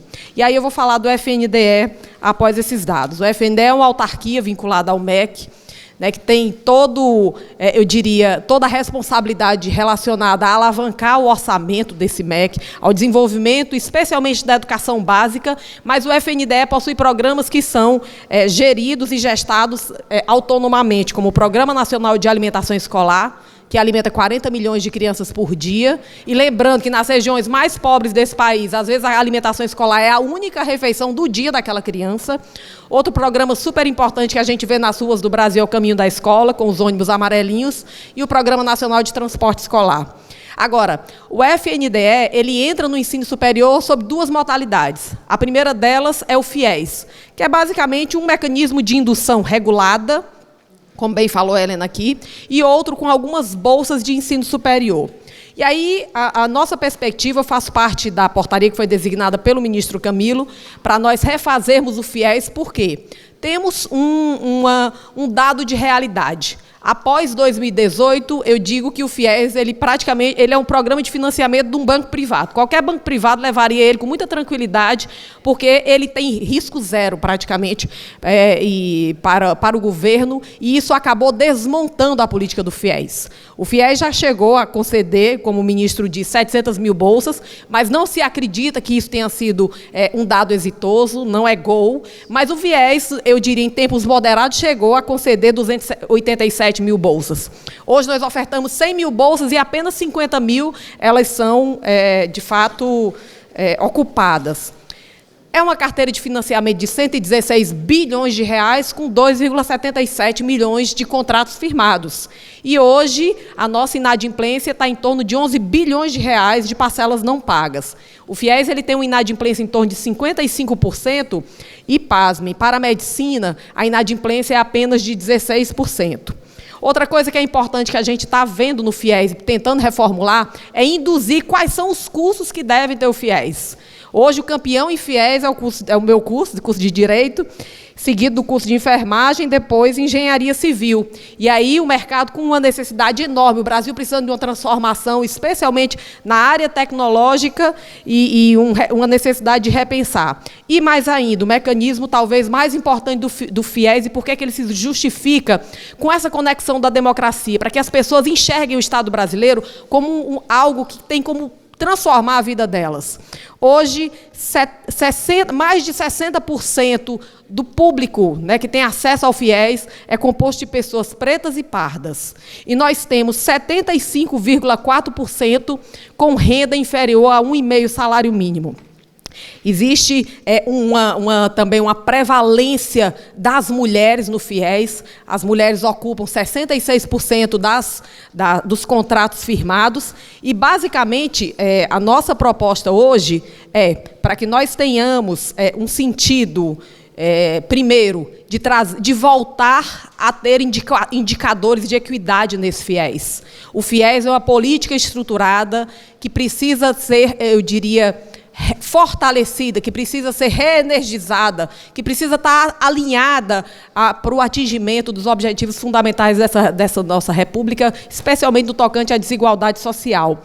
E aí, algumas coisas estão sendo pensadas, especialmente no tocante a que esse FIES possa ser 100% digital, que ele possa ter uma parcela também de financiamento de um grupo que consiga voltar a atingir 100%. Hoje ninguém atinge mais 100% no FIES. Então, a pessoa que ganha meio salário mínimo, ela tem que dispor de algum valor para poder pagar a mantenedora. Isso é inviável, impossível em muitos casos. Assim como diversas alterações que foram promovidas aí ao longo do tempo e que hoje esvaziaram. Existe também uma crise muito forte gerada nas mantenedoras por conta da lei aprovada em 2017 e que pode ter um apagão, um esvaziamento, de fato, das vagas ofertadas. E, para finalizar, a elevação do teto da medicina, né? Nós tivemos recentemente a elevação desse teto para R$60 mil por semestre, fazendo toda uma perspectiva de avaliação de mercado. Por quê? Porque o curso de medicina é um curso extremamente caro. E se a gente quer atingir as pessoas, especialmente as pessoas de renda mais baixa, especialmente as pessoas, os pretos e pardos do nosso país, a gente precisa ter um FIES que seja muito mais indutor eu diria, de equidade e de justiça social. Gostaria de agradecer, Simone, muito obrigada a vocês.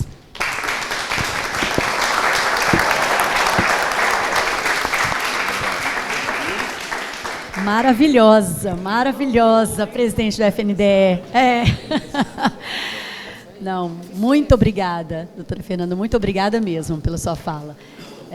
Vou passar a palavra para o diretor-chefe da representação da OEI no Brasil, Rafael Kalu, para encerrar nossa discussão aqui sobre educação nessa tarde quentinha, digamos, em Lisboa. Obrigada. Obrigado. Agradeço muito, Simone, pelo seu esforço aí de coordenação. Eu sei que não é fácil e o tempo também é exíguo. E no sentido também de não prejudicar a continuidade do evento, também serei muito breve. E tenho essa tarefa muito difícil de suceder todos esses oradores, né, que me precederam e que são pessoas com total propriedade, com uma trajetória de vida associada também em defesa em benefício da educação. Faço aqui um agradecimento ao convite na figura do ministro Gilmar Mendes, mas também de toda a equipe da FGV que realiza esse evento, um agradecimento ao professor Carlos Ivan Simonsen, mas também ao Sidney, ao Carlos Augusto, sempre parceiros de longa data. Quero fazer aqui uma palavra breve, colocando aqui alguns dos elementos que são desafiadores e que foram potencializados também no âmbito da própria pandemia. A OEI, que é a Organização dos Estados Ibero-Americanos, que eu represento no Brasil, estabeleceu várias pesquisas, relatórios desenvolvidos sobre os desafios da educação e também sobre as dificuldades apontadas a partir dos grandes desafios impostos pela situação de pandemia em toda a região ibero-americana. Somos aproximadamente 750 milhões de pessoas de população nessa região e tivemos entre os nossos jovens e crianças aproximadamente 160 milhões de estudantes impossibilitados de frequentar as escolas, com todas as repercussões associadas a isso, desde o ponto de vista psicossocial, do ponto de vista do desenvolvimento das habilidades socioemocionais tão importantes também dentro desse período. Vivemos uma situação bastante caótica, em que somos 8% da população mundial, mas ao mesmo tempo tivemos 30% de todos os casos de infecção por Covid-19, o que também dá uma gradação do desafio imposto durante esse período, e a educação sofreu impactos enormes e relevantes que, como eu já comentava no princípio, potencializaram muitas das dificuldades já existentes dentro dos sistemas educativos. Quando a gente fala sobre sistemas educativos no Brasil, tomando aqui o recorte da educação básica, que a presidente Fernanda tem total domínio e tem feito um excelente trabalho no FNDE. A gente está falando de 48 milhões de estudantes aproximadamente, 170 mil unidades escolares, mais de 2 milhões de professores, dentro de um regime de colaboração que é compartilhado, que tem sobreamento entre União, Estados e municípios. Então, fazer qualquer tipo de processo na educação brasileira exige um nível de diálogo altíssimo. Então, aqui eu faço uma saudação muito especial ao trabalho que tem sido realizado também no âmbito do Ministério da Educação, de retomada desse diálogo que é tão importante para fortalecer todos esses processos em benefício das políticas públicas que são desenvolvidas no âmbito do Ministério da Educação. E quando a gente fala dessas desigualdades colocadas dentro dos sistemas educativos, a gente fala hoje de situações anteriores à pandemia que foram intensificadas durante esse processo pandêmico, que também são muito graves. Quando a gente pega o recorte de 35 a 64 anos da população brasileira, a gente tem um quadro em que mais de 50% da população não concluiu o ensino médio. Quando a gente compara do ponto de vista regional, a Argentina tem um número, por exemplo, de 39% apenas não, né? Vamos colocar aí dentro do grau comparado. A Colômbia tem 46%, ou seja, dentro do quadro regional dos nossos vizinhos na América do Sul, ainda assim o desafio no Brasil é ainda maior. Quando a gente vai para o ensino médio, mais uma vez, a gente está falando de 4 em cada 10 jovens que não concluem essa etapa de ensino, quando a gente fala do recorte dos jovens até 19 anos. Quando a gente fala, por exemplo, no meio da pandemia de conectividade, a gente está falando na região ibero-americana de 60 milhões de pessoas que nem ao menos tinham acesso à internet de alta velocidade. Então, quando a gente vai contextualizar os desafios, é muito bom a gente já pautar na largada por todos os degraus de desigualdade que a gente tem dentro dos nossos sistemas educativos. As desigualdades na educação foram potencializadas, então a gente tem um indicativo de evasão e abandono superior àquilo que a gente tinha no início da pandemia. A gente tem uma redução que, felizmente, foi compensada nesse último ano agora, de acordo com o último ciclo de acompanhamento do Plano Nacional de Educação, mas a gente tem matrículas gradativamente descendentes, né? A gente tem uma curva descendente que aponta também para desafios que ainda precisam ser sanados e que chegam ao ensino superior, a educação superior, com muitas dificuldades. A consequência desse acúmulo de desafios dentro da educação básica gera para os desafios do ensino superior algo ainda mais complexo. Dentro de um cenário em que, por exemplo, a maior parte dos nossos professores que estão em sala de aula são formados dentro da educação superior, em sua maioria privada, dentro de perfis de curso que tem naturalmente uma dificuldade enorme de atualização para as novas demandas e necessidades da educação numa época hiperconectada, e que traz aí mais uma vez também para a gestão da educação no Brasil um outro desafio, que é fazer cada vez mais com que a formação docente inicial esteja conectada com isso, assim como também a formação contínua ou continuada dos nossos profissionais da educação, que precisam lidar com desafios cada vez maiores, com incumbências e responsabilidades cada vez maiores e que precisam naturalmente de um apoio para desenvolver suas plenas capacidades na qualidade de docentes nesse país que é tão complexo e heterogêneo. O primeiro degrau da desigualdade a gente poderia colocar já na primeira infância, com a educação infantil, em que o quintil mágico do Brasil já atingiu a meta número 1 do Plano Nacional de Educação, que é ter no mínimo 50% das crianças em idade de creche de 0 a 3 matriculadas, enquanto o quintil mais pobre não chega nem a 20% ainda da ocupação dessas vagas de creche. Então, quando a gente tem esse somatório de dificuldades, os desafios são ainda mais complexos e trazem para o universo da gestão da educação no Brasil também digamos assim, um desafio que ao mesmo tempo é apaixonante, né? Porque você tem muito a realizar e muitas contribuições a trazer. A OEI tem trazido também várias contribuições dentro desse processo. Apoiamos e cooperamos com a FNDE já de longa data na implementação do Plano Nacional de Educação. Apoiamos hoje todos os debates relativos também ao novo ensino médio, que passa por um debate que é importante e fundamental para o aprimoramento da política pública. Desenvolvemos e apoiamos a implementação da Base Nacional Comum Curricular e, no âmbito da educação superior, temos tido uma contribuição também importante para a internacionalização dessa etapa do ensino e também com a cooperação com inúmeras outras instituições universitárias, entre instituições brasileiras e instituições ibero-americanas, que hoje somos uma rede de mais de 160 entidades. Para não deixar aqui de mencionar apoiadores importantes, aqui o Edilberto Ponte, que já coopera conosco no âmbito do Instituto Rui Barbosa, que congrega os tribunais de contas do país, também a Cláudia Romano, apoiadora do Museu de Arte do Rio, que é também um dos escopos de atuação da UEI, que é trabalhar com a cultura. Enfim, fico aqui, faço um agradecimento importante a todos que contribuem para o desenvolvimento dessa missão que não é trivial e coloco aqui a UEI mais uma vez à disposição, cumprindo rigorosamente o tempo e agradecendo mais uma vez pelo convite.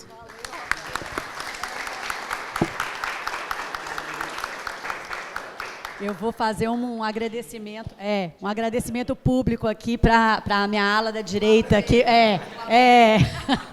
mas foi muito importante todas as falas nesse momento.